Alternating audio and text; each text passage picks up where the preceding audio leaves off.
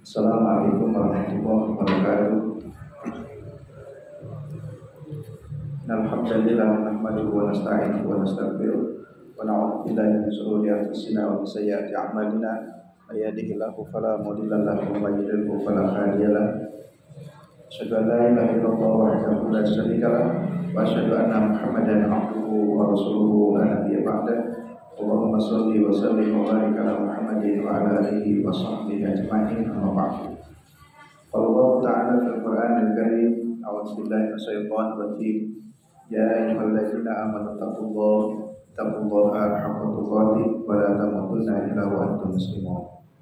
Wa qala sallallahu alaihi wasallam, fa inna asdaqal haditsi kitabullah wa inna afdalal huda hudan nabiy sallallahu alaihi wasallam. Syarrul umuri muhdatsatuha wa kullu muhdatsatin bid'ah wa kullu bid'atin dhalalah wa kullu dhalalatin finnar. Santriwan-santriwati jemaah sekalian yang dirahmati Allah Subhanahu wa taala, kita akan melanjutkan kajian kitab tauhid. Akan bacakan bab yang ke-19 dalam pertemuan sebelumnya sampai bab 18. Baik, disimak dan dilihat kitabnya. Babu majaa anna sababa kufri bani adama wa tarkihim dinahum wa al-qulubu fis shalihin. Bab ini akan menjelaskan sebab kufurnya manusia, Bani Adam, maksudnya manusia. Sebab yang membuat manusia itu kufur dan meninggalkan agama mereka itu karena sebabnya al-ghulu. Ghulu itu sikap yang berlebih-lebihan fis shalihin, terhadap orang-orang yang saleh. Tentu kita harus menghormati orang-orang yang saleh. Para asatidz, ustaz kita harus kita hormati. Para syekh, ulama, kiai dan yang lain-lainnya yang kategori kita anggap sebagai orang-orang yang saleh harus kita hormati. Tetapi berhati-hati dalam perkara akidah, kita tidak boleh bersikap ghulu, ya. Jadi ghulu itu sikap yang berlebih-lebihan terhadap mereka orang-orang yang saleh. Hal ini berdasarkan beberapa dalil dari Quran dan hadis. Wa qalillahi ta'ala, dan firman Allah Ta'ala, ya ahlal kitab, wahai ahlul kitab, la taghlu fi dinikum, kalian tidak boleh ghulu, ya. Wahai ahlul kitab, kalian tidak boleh berlebih-lebihan di dalam agama kalian. Jadi dalam beragama ini tidak boleh berlebih-lebihan. Wairul haqqi, tentu dalam perkara yang tidak benar. Wala tattabi'u ahwa'a qaumin, dan kalian tidak boleh mengikuti, ya, hawa nafsunya suatu kaum. Qad dallu, sungguh mereka telah sesat, min qablu, sebelumnya, wa adallu katsiran, dan mereka membuat kesesatan yang banyak, wa dallu, dan mereka telah sesat an sawa'is sabil, dari jalan yang lurus, ya. Jadi kita tidak boleh mengikuti kebiasaan satu kaum yang kebiasaan itu adalah ghairul haq, kebiasaan yang salah, kebiasaan yang tidak benar. Lalu karena merasa ini sudah dari dulu melakukan seperti ini merupakan bagian dari agama dan ini dilakukan oleh guru-guru kami, lalu kemudian diikuti terus menerus, padahal bisa jadi ada hal-hal yang sesungguhnya itu keliru, ya. Apalagi kalau itu sesat yang dilakukan oleh seseorang yang dianggap saleh itu.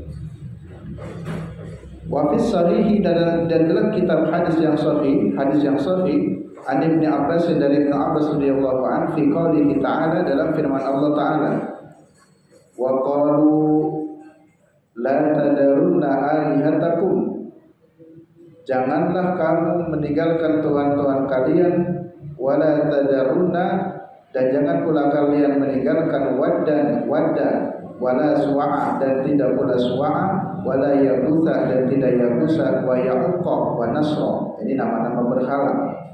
Nama-nama berhala itu ada Wadda, Suwa'a, Yagusa, Ya'uqa, Nasra. Ya.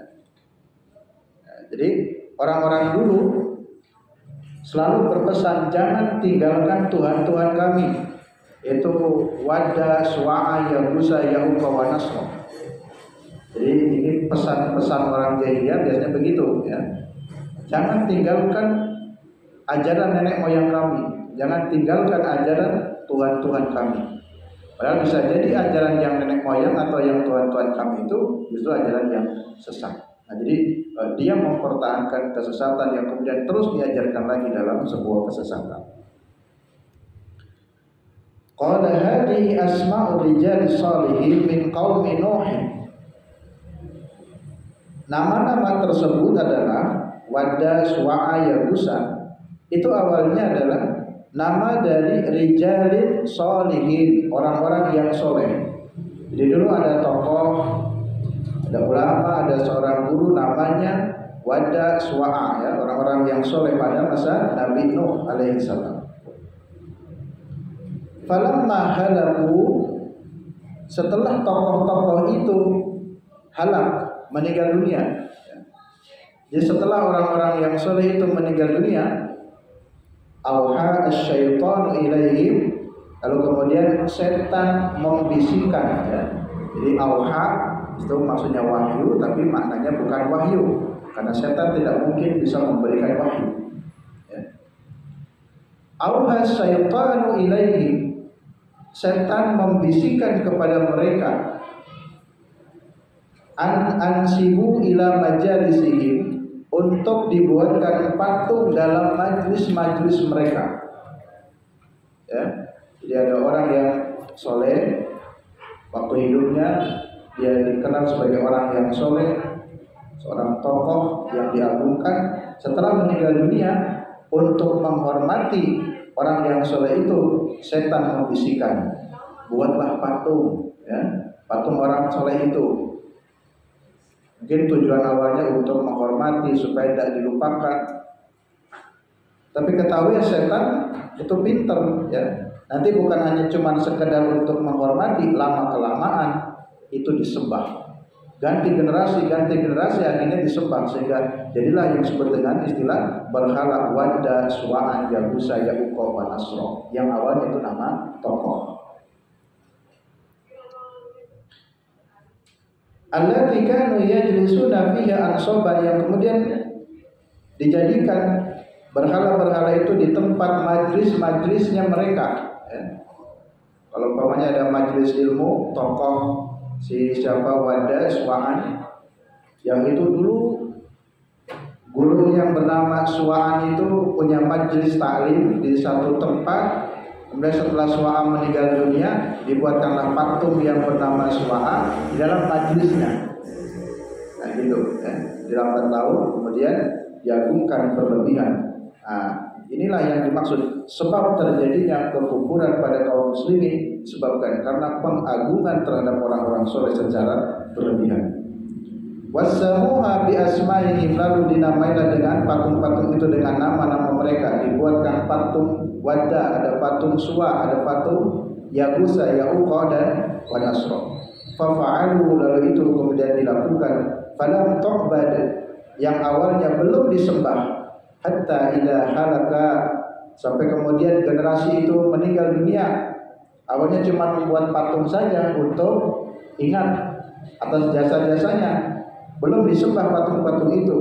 Tetapi ulaika idza halaka ulaika, setelah mereka generasi itu kemudian meninggal dunia, wa nusyal ilmu, dan kemudian hilanglah ilmu. Generasi terputus, hilanglah ilmu, yang ada kebodohan, maka ubidat, disembahlah patung itu. Yang awalnya hanya cuma sekedar untuk mengenang, tapi lama kelamaan ubidat, disembah. Wa qala Ibnu Qayyim rahimahullah, berkata Ibnu Qayyim rahimahullah, qala ghairu wahidin minas salaf, tidak hanya satu dari kalangan salaf. Jadi bukan hanya Ibnu Qayyim saja.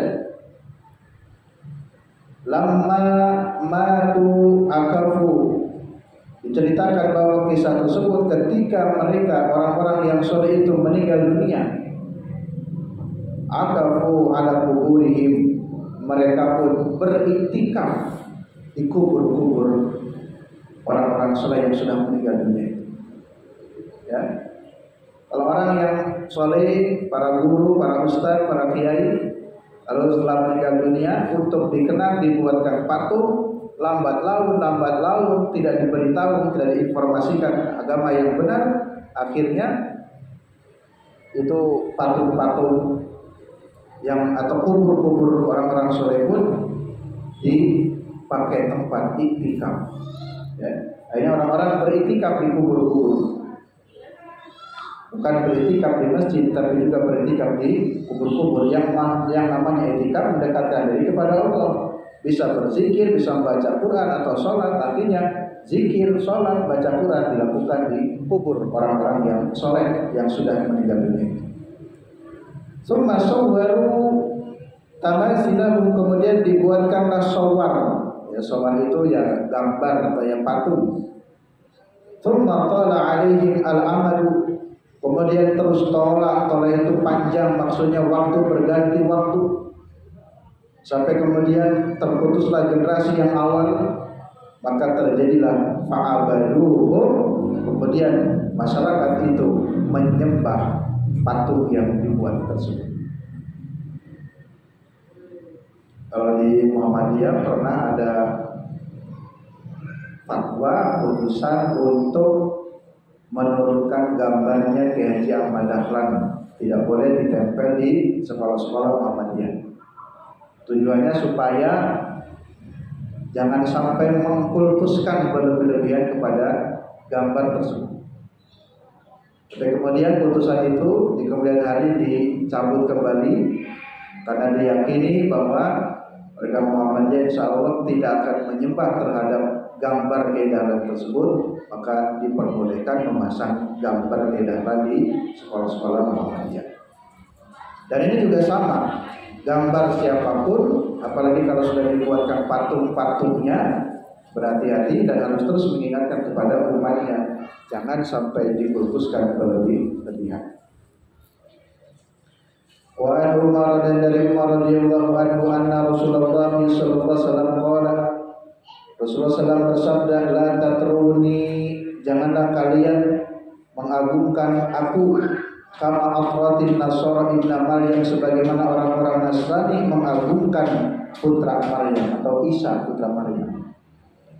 Jadi kasusnya orang Nasrani menjadi sesat itu sebenarnya berangkat dari kekaguman kepada Nabi Isa, tapi lambat laun kekaguman yang berlebihan menjadi dikultuskan, akhirnya berganti generasi sehingga umat berikutnya menganggap Isa itu bukan sekedar orang yang soleh tapi dianggap sebagai Tuhan.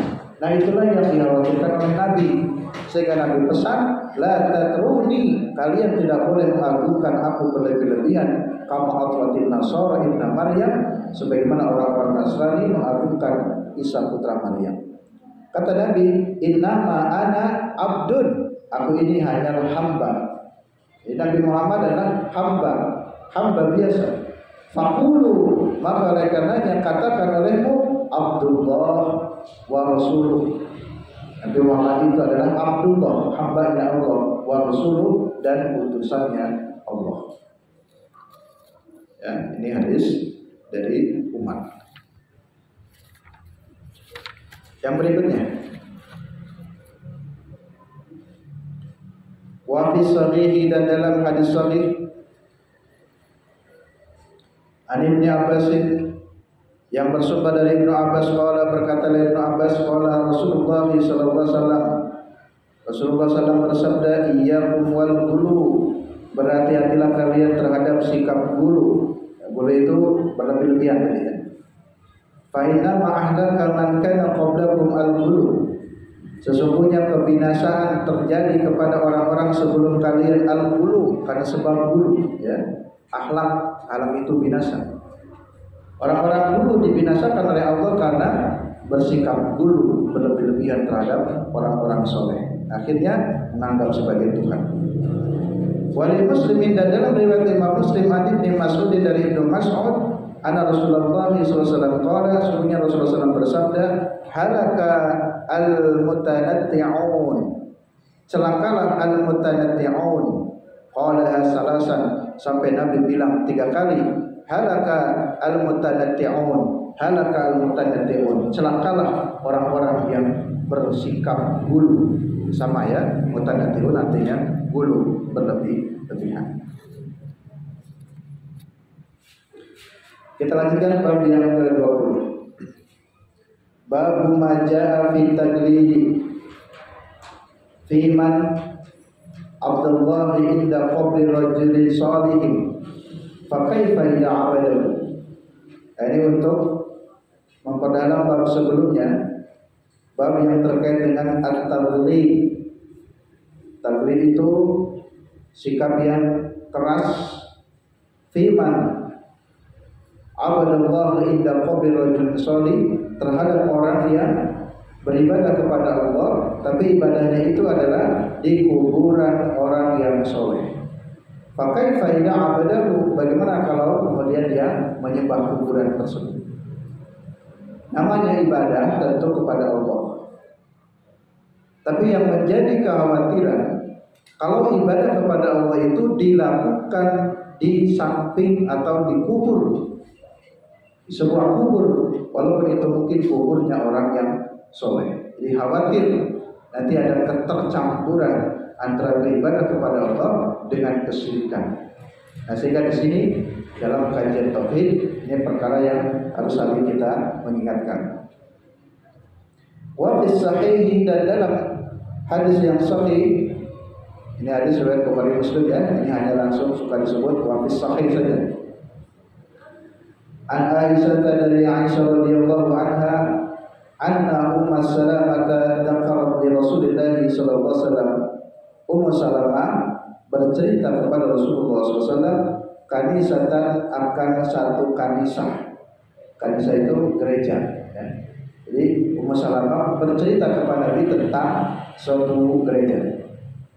Ra'anha bi ardi Habasyah, yang Ummu Salamah melihat ada sebuah gereja di negeri Habasyah ya, di negeri Habasyah ada gereja. Wa ma fiha minas suwar, dan yang ada di dalamnya terdapat suar ya, gambar-gambar. Faqala, lalu beliau berkata, ulaika, mereka itu, idza mata, ketika meninggal dunia, fihim, maka pada mereka ar-rajulu as-salihu, seorang yang salih, ay al-abdu salih, maksudnya seorang hamba yang salih. Jadi orang dulu ketika ada orang yang salih, banau ala qabrihi masjidan, dibuatkanlah masjid di kuburannya. Jadi artinya kuburan orang yang salih itu dibuatkan masjid-masjid. Ya, kalau di sini apa namanya ya? Ya, cungkup ya. Jadi kuburan orang saleh itu dibuatkan ya seperti masjid walaupun kecil ya. Itu kebiasaan orang dulu. Kalau ada orang saleh, lalu di kuburnya dibuatkan masjid. Wasawwaru fihi tilka suwar, dan tidak hanya saja sekedar dibuatkan masjid, tapi juga dibuatkan gambar-gambarnya. Jadi di situ ada kubur orang yang soleh, dibuatkan masjid, kemudian di dalam masjid tersebut atau di ruangan tersebut ditempellah gambarnya. Ini loh gambar tokoh orang yang soleh ini, dikubur di sini. Kata Nabi, ulaika syirarul khalqi indallah. Mereka itu adalah seburuk-buruk makhluk di sisi Allah. Ya. Jadi maksudnya Nabi tidak mengajarkan kalau kuburan itu tidak perlu ya dipermegah-megah, tidak perlu dibuatkan seperti masjid-masjid. Ya. Apalagi ditambah dengan foto-fotonya yang nanti ada kekhawatiran lambat laun dibuatkan patung, lalu lambat laun lagi kalau tidak ada pelajaran tauhid kemudian menjadi disembah. Maksudnya fahaulai jama'u bainal fitnataini. Di situ akan terkumpul dua fitnah, ya. Kenapa Nabi bilang ulaika syirarul khalqi indallah? Mereka seburuk-buruk makhluk. Dikatakan seburuk-buruk makhluk karena di situ terkumpul dua fitnah.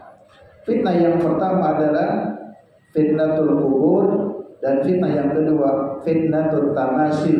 Ada fitnah kubur, dan yang kedua fitnahnya tamasil. Tamasil itu ya patung-patung yang dianggap Tuhan atau berhala. Pertama fitnah kubur. Fitnah kubur pun ya, sekalipun di kubur itu tidak ada patung, tapi bisa saja kemudian orang beribadah di kubur. Lalu fitnahnya tamasil, kalau tokoh yang meninggal dunia itu dibuatkan patung-patung, maka terjadi fitnah lagi, artinya menyembah patung tersebut atau ya, mengunggulkan berlebih-lebihan terhadap patung-patung tersebut. Walahuma, dan juga dalam riwayat Bukhari Muslim anha dari Aisyah qalat, berkatalah Aisyah, lamma nuzila bi Rasulillah sallallahu alaihi wasallam, ketika diturunkan kepada Rasulullah SAW, taufiqo ajal, ya, terahu khomisatan, kemudian ditutupkanlah dengan khomisah, kain. Lalu baginya ala wajihi, pada wajahnya. Faida, maka ketika intamma, terasa sesak, biha baginya, kasyafaka, dibukalah kain tersebut. Faqala, lalu ia berkata, wa huwa kadari, dan dia dalam keadaan seperti itu, laknatullahi alal yahudi wan nasara, laknat Allah diberikan kepada orang Yahudi dan kepada orang Nasrani, disebabkan ittakhadhu qubur anbiya'ihim masajid, mereka telah menjadikan kubur para nabi mereka sebagai masjid. Di dalam hadis ini maksud begini, ketika Rasulullah mendekati ajal kematian, Rasulullah sempat mengingatkan, kata Rasul, la'natullahi 'alal yahudi wan nasara, Allah melaknat kepada orang Yahudi dan Nasara disebabkan perbuatan mereka menjadikan kuburnya para nabi itu masjidan, menjadi masjid-masjid.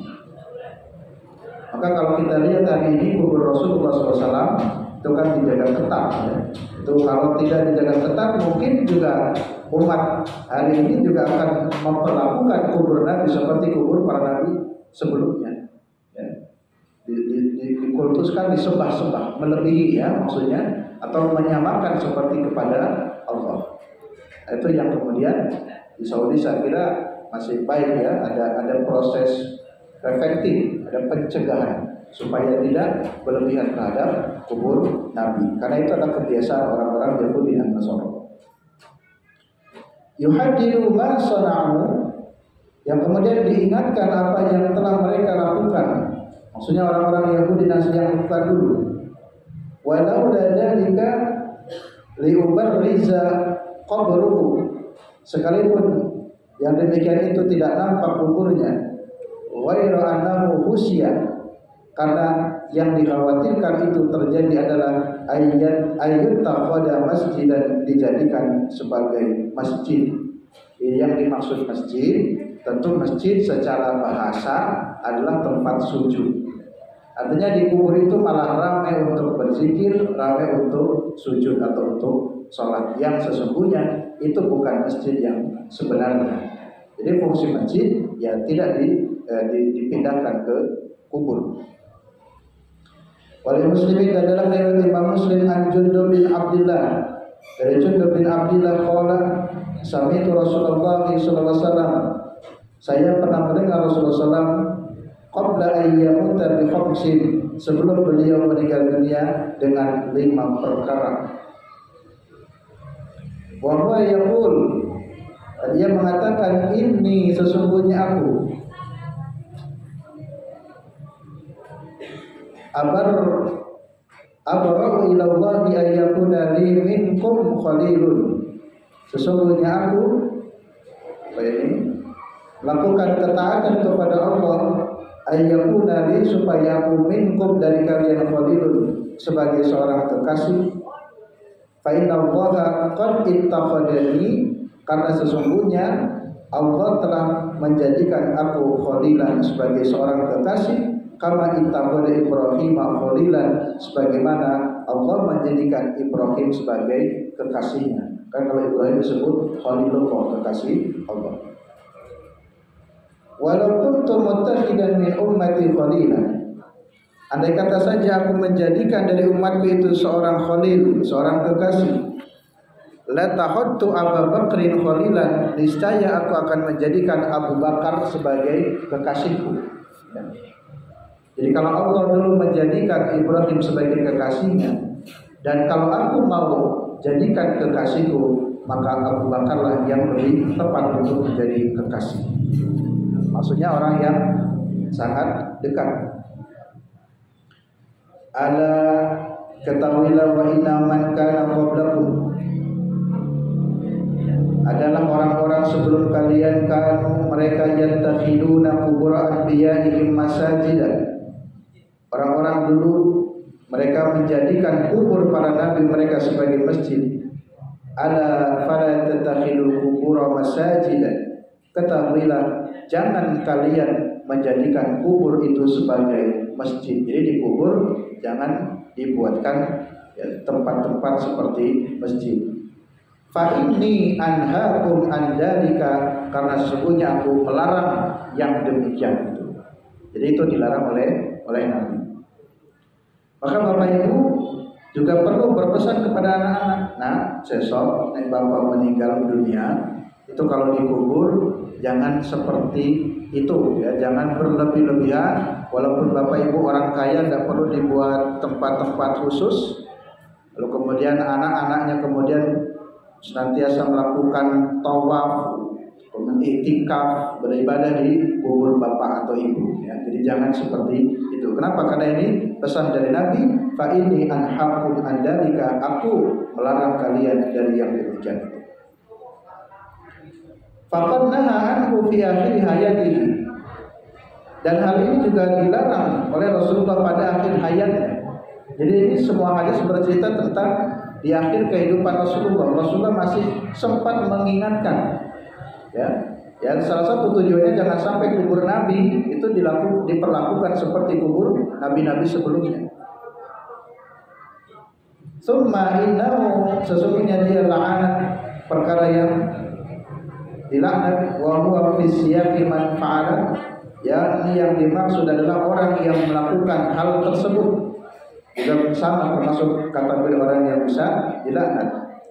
Was-salatu indaha min dzalika, demikian pula melakukan sholat di sisinya, jadi kubur itu. Wa illam yubna masjidun, sekalipun mungkin tidak dibuatkan masjid, wa huwa ma'na qawliha, inilah yang dimaksud usia ayat takhada masjidan, yang dimaksud dikhawatirkan dijadikan masjid. Jadi yang dimaksud bukan benar-benar di kuburan itu dibuatkan masjid, bukan itu.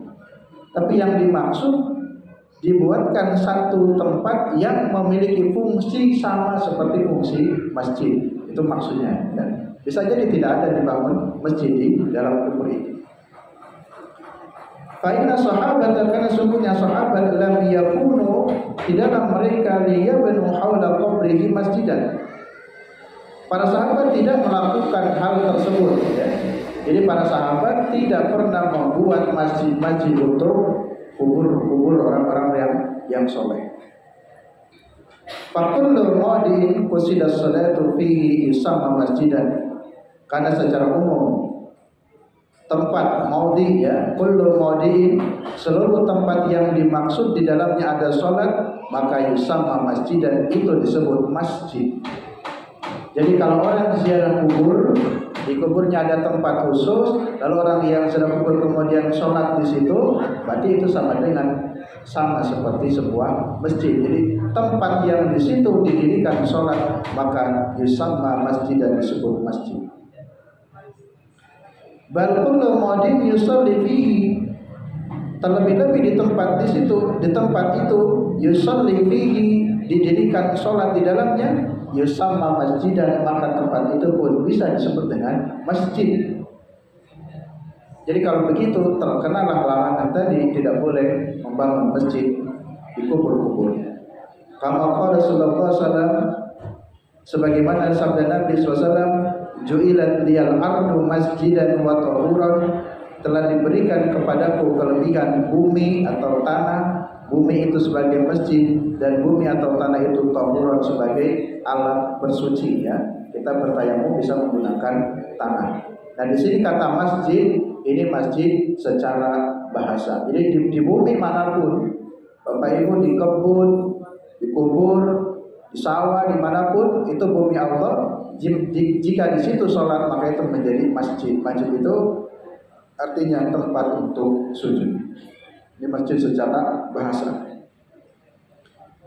Wali Ahmad bi sanadin jayyidin, dan dalam riwayat Imam Ahmad dengan sanad yang jayyid, an Ibnu Mas'ud, dari Ibnu Mas'ud radhiyallahu anhu marfu'an. Hadis ini marfu artinya sampai kepada Rasulullah SAW. Dikatakan dalam hadis, inna min syiradin nas, seburuk-buruk manusia. Nah, ini perhatikan, siapa orang yang paling buruk? Seburuk-buruk manusia adalah man tudrikuhumus sa'ah wa hum ahya, orang yang mendapati hari kiamat padahal dia dalam keadaan hidup. Ya. Saya pernah menjelaskan dalam kesempatan lain, kiamat itu kan sangat dahsyat. Jadi orang-orang yang beriman itu akan dimatikan terlebih dahulu sebelum terjadinya kiamat. Maka menjadi seburuk-buruk orang jika mendapati kiamat. Jadi kalau kita masih hidup kok bisa mendapati kiamat, ini termasuk kategori yang seburuk-buruk orang. Karena orang-orang yang beriman tidak ingin mendapatkan sesuatu yang mengerikan, maka akan dimatikan sebelum terjadi kiamat. Yang kedua, seburuk-buruk manusia adalah walladzina yattakhiduna al-qubura masajidan. Seburuk-buruk orang adalah orang yang menjadikan kubur-kubur itu menjadi masjid. Jadi cukup biasa saja kalau orang meninggal dunia sewajarnya. Coba lihat kuburan para sahabat di samping Masjid Nabawi, kuburannya biasa-biasa saja, tidak terlalu dipermegah. Kita tidak perlu bermegah-megah dalam hal kubur, di poslen, dikijing, dikasih bangunan-bangunan, dikasih lampu-lampu dan seterusnya. Saya kira tidak harus seperti itu. Seperti biasa saja, ya, posisikan kubur, walaupun mungkin itu kuburnya orang soleh, sebagaimana kuburnya para sahabat Nabi pun itu kubur yang biasa-biasa saja. Bab berikutnya, bab ke-21, bab maja'a annal quluba fi quburis salihina yasiruha awsanan tu'badu min dunillah. Bab tentang sikap gulu berlebih-lebihan terhadap kuburnya orang-orang soleh, yang menjadikan kemudian kubur orang soleh itu awsanan, berhala atau patung-patung yang tu'badu, disembah, min dunillah, selain Allah. Ini 3 bab berturut-turut mengingatkan tentang bagaimana kita bersikap kepada orang yang soleh. Sekali lagi, jangan sampai salah paham. Kita harus menghormati guru-guru kita, ustaz-ustaz kita, kiai-kiai kita, orang-orang yang soleh harus kita hormati. Tetapi yang diingatkan dalam pelajaran tauhid, jangan berlebih-lebihan. Apalagi sudah meninggal dunia, lalu kemudian dianggap, ya, menjadi ausan, ya, atau Tuhan. Ada beberapa dalil untuk mempertegas dalam bab ini. Rawa Malikun fil Muwatta, Imam Malik telah meriwayatkan dalam kitab Muwatta, anna Rasulullah sallallahu alaihi wasallam qala, Rasulullah SAW bersabda, Allahumma la taj'al qabri wasnan yu'badu. Inilah doa Nabi, ya. Sampai Nabi berdoa kepada Allah, Allahumma ya Allah la taj'al qabri, jangan sampai jadikan kuburku ini wasnan, seperti berhala, yu'badu, yang disembah. Ini kekhawatiran Nabi yang Nabi bacakan dalam hadis, ya Allah jangan sampai kubur Nabi ini dijadikan sebagai berhala. Artinya di situ orang beribadah, menyembah kubur. Istadda qadabullahi ala qaumin, sangat murkanya Allah terhadap satu kaum yang kaum itu ittakhadu qubur anbiya'ihim masajida. Kaum tersebut menjadikan kubur para nabi-nabi mereka sebagai masjid. Jadi Allah murka sehingga Nabi tidak ingin terjadi kepada Nabi jika Nabi meninggal dunia. Ini maksudnya Nabi menyampaikan, mensabdakan ketika beliau hidup. Walid bin Jarir, dalam riwayat Ibnu Jarir bisanadihi dengan sanadnya an Sufyan, dari Sufyan an Mansur an Mujahid fi qoulihi, ketika menyampaikan firman Allah Ta'ala, afara'aitumul Lata wal Uzza. Ini sudah kita jelaskan sebelumnya. Apakah patut orang-orang dulu menjadikan Lata wal Uzza? Ya, Lata juga sama, nama orang awalnya. Apakah patut menjadikan Lata wal Uzza sebagai Tuhan? Qala, Raya berkata, kana yarutus sawai, adalah mereka mengadu-adu tepung, ya, sawit atau tepung, lihaj, untuk tujuannya atau keperluannya. Fama terlalu meninggal dunia, fa'akafu ala kubri, lalu kemudian mereka pun beritikaf di atas kuburnya. Jadi awalnya Lata wal Uzza ini orang yang berjasa, suka memberikan roti untuk para haji. Lalu kemudian meninggal dunia atas kesolehan Lata wal Uzza. Lalu kemudian orang mengenang Lata dan Uzza itu, maka di kuburnya ya dibuatkan patung-patung yang kemudian mereka tawaf atau itikaf di kuburnya Lata wal Uzza. Inilah yang dimaksud dengan berlebihan terhadap kubur orang-orang soleh. Wa qala qala Abu Jawzi, demikian pula dikatakan oleh Abu Jawzi Az-Zawza an Ibnu Abbas, dari Ibnu Abbas, kana yarutu sawih lil haji, adalah dulunya mereka Lata Uzza itu nama orang yang suka membuatkan roti, ya, atau tepung roti lil haji, bagi orang-orang haji. An Ibnu Abbas radhiyallahu anhu, dari Ibnu Abbas semoga Allah beri kepadanya, la'ana Rasulullah sallallahu alaihi wasallam zairatil kubur, Rasulullah melaknat wanita-wanita peziarah kubur. Jadi ibu hati-hati, bukan dilarang ziarah kubur, dalam berziarah kubur boleh, tapi yang di sini yang dimaksud peziarah itu orang yang sering, yang kemudian menjadikan tujuan-tujuan yang keliru. Tetapi Nabi juga membolehkan berziarah kubur, ya. Setelah dulu kuntu nahaitukum an ziyaratul kubur, al-an fazuruha, sekarang diperbolehkan. Jadi hukum ziarah kubur boleh. Tetapi tetap diingatkan, tujuan ziarah kubur itu bukan untuk sesuatu yang melanggar syariat.